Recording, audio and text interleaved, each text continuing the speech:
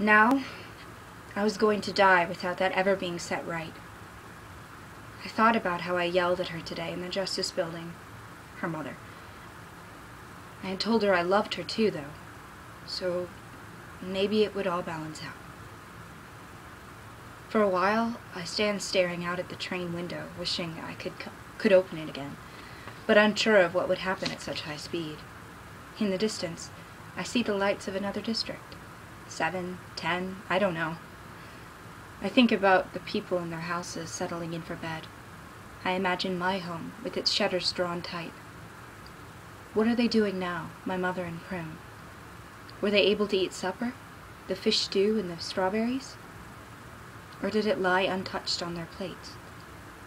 Did they watch the recap of today's events on the battered old TV that sits on the table against the wall? Surely there were more tears. Is my mother holding up, being strong for Prim? Or has she already started to slip away, leaving the weight of the world on my sister's fragile shoulders? Prim, undoubtedly, will sleep with my mother tonight. The thought of that scruffy old buttercup posting himself on the bed to watch over Prim comforts me. If she cries, he will nose his way into her arms and curl up there until she calms down and falls asleep. I'm so glad I didn't drown him. Imagining my home makes me ache with loneliness. This day has been endless. Could Gail and I have been eating blackberries only this morning?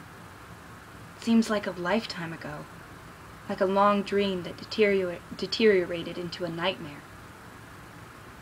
Maybe if I go to sleep, I will wake up back in District 12 where I belong. Probably the drawers hold any number of nightgowns, but I just strip off my shirt and pants and climb into bed in my underwear. The sheets are made of soft, silky fabric. The thick, fluffy comforter gives immediate warmth. If I'm going to cry, now is the time to do it. By morning, I'll be able to wash the damage done by the tears from my face. But no tears come. I'm too tired or too numb to cry. The only thing I feel is a desire to be somewhere else. So, I let the train rock me into oblivion. Gray light is leaking through the curtains when the rapping rouses me. I hear I'm gonna try and talk now. I hear Effie Trinket's voice calling me to rise up. Up, up, up! It's going to be a big, big, big day! I try and imagine for a moment what it must be like inside that woman's head. What thoughts fill her waking hours? What dreams come to her at night? I have no idea. I put the green outfit back on, since it's not really dirty, just slightly crumpled from spending the night on the floor. My fingers trace the circle around the little gold mockingjay, and I think of the woods, and of my father, and of my mother and Prim waking up, having to get on with things. Dang it, I forgot my mockingjay pin. I slept in the elaborate braided hair my mother did for the reaping, and it doesn't look too bad, so I just leave it up. It doesn't matter. We can't be far from the capital now, and once we reach the city, my stylist will dictate my look for the opening ceremonies tonight anyway. I just hope I get one who doesn't think nudity is the last word in fashion. As I enter the dining car, Effie Trinket brushes by me with a cup of black coffee. She's muttering obscenities under her breath. Hamish, his face puffy and red from the previous day's indulgences, is chuckling. Peeta holds a roll and looks somewhat embarrassed. Sit down, says Hamish, waving me over.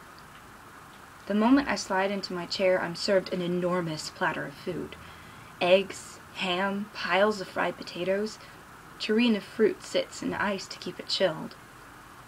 The basket of rolls they set before me would keep my family going for a week. There's an elegant glass of orange juice. At least, I think it's orange juice. I've only tasted an orange once, at New Year's, when my father bought one as a special treat. A cup of coffee. My mother adores coffee, which we could almost never afford, but it only tastes bitter and thin to me. A rich, brown cup of something I've never seen. They call it hot chocolate, says Peeta. It's good. I take a sip of the hot, sweet, creamy liquid, and a shudder runs through me. Even though the rest of the meal beckons, I ignore it until I've drained my cup. Then I stuff down every mouthful I can hold, which is a substantial amount, being careful not to overdo it on the richest stuff. One time, my mother told me that I always eat like I'll never see food again, and I said, I won't unless I bring it home. That shut her up. When my stomach feels like it's about to split open, I lean back and take in my breakfast companions. Peeta is still eating, breaking off bits of roll and dipping them in hot chocolate. Haymitch hasn't paid much attention to his platter, but he's knocking back a glass of red juice that he keeps thinning by adding... he keeps thinning with a clear liquid from a bottle. Judging by the fumes, it's some kind of spirit. I don't know Haymitch, but I've seen him often enough in the hall, tossing handfuls of money on the counter of the woman who sells white liquor. He'll be incoherent by the time we reach the capital. I realize I detest Haymitch. No wonder the District 12 tributes never stand a chance. It isn't just that we've been underfed and lack training. Some of our tributes have still been strong enough to make a go of it, but we rarely get sponsors, and he's a big part of the reason why. The rich people who back tributes, either because they're betting on them or simply for the bragging rights of picking a winner, expect someone classier than Haymitch to deal with. So you're supposed to give us advice? I say to Haymitch. Here's some advice. Stay alive, says Haymitch, and then bursts out laughing. I exchange a look with Peeta before I remember I'm having nothing to do with him. I'm surprised to see the hardness in his eyes. He generally seems so mild. That's very funny, says Peeta. Suddenly he lashes out the glass in Haymitch's hand.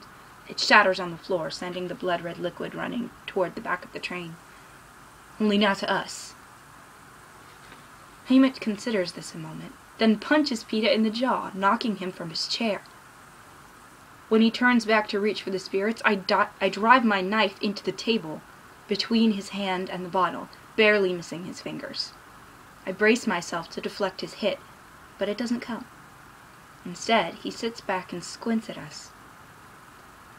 Whoa, what's this? Says Haymitch. Did I actually get a pair of fighters this year? Peeta rises from the floor and scoops up a handful of ice from the fruit tureen. He starts to raise it to the red mark on his jaw. No, says Haymitch, stopping him. Let the bruise show. The audience will think you've mixed it up with another tribute before you've even made it to the arena. That's against the rules, says Peeta. Only if they catch you. That bruise will say you fought. You weren't caught, even better, says Haymitch. He turns to me. Can you hit anything with that knife besides the table? The bow and arrow is my weapon, but I spend a fair amount of time throwing knives as well. Sometimes, if I wound an animal with an arrow, it's better to get a knife into it too before I approach it. I realize that if I want Haymitch's attention, this is my moment to make an impression. I yank the knife out of the table, get a grip on the blade, and then throw it to the wall across the room. I was actually just hoping for a good solid stick, but it lodges in the seam between two panels, making me look a lot better than I am. Stand over there, both of you, says Haymitch, nodding to the middle of the room. We obey, and he circles us, prodding us like animals at times, checking our muscles, examining our faces. Well, you're not entirely hopeless. Seem fit, and once the stylists get hold of you, you'll be attractive enough. Peeta and I don't question this. The Hunger Games aren't a beauty contest, but the best-looking tributes always seem to pull more sponsors. All right, I'll make a deal with you. You don't interfere with my drinking, but I'll stay sober long enough to help you, says Haymitch.